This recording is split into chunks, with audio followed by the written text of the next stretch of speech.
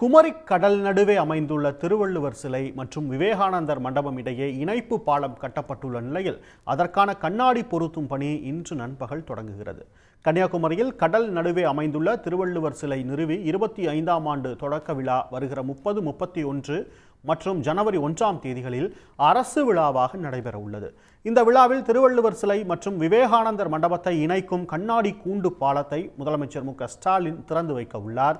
இந்நிலையில் பாலத்தில் கண்ணாடி அமைக்கும் பணிகள் இன்று நண்பகல் தொடங்கி நாளை வரை நடைபெறக்கூடும் என எதிர்பார்க்கப்படுகிறது. இதற்காக கண்ணாடிகள் பூம்புகார் கப்பல் போக்குவரத்து படகு குழாமில் தயார் நிலையில் வைக்கப்பட்டிருக்கின்றன.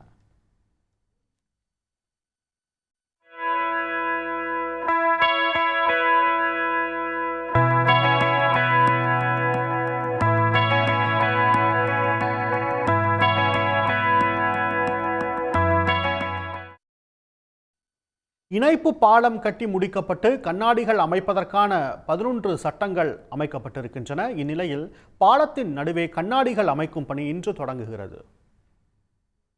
உடனுக்குடன் செய்திகளை தெரிந்து கொள்ள சன் நியூஸ் பெல் ஐகானை கிளிக் பண்ணுங்க.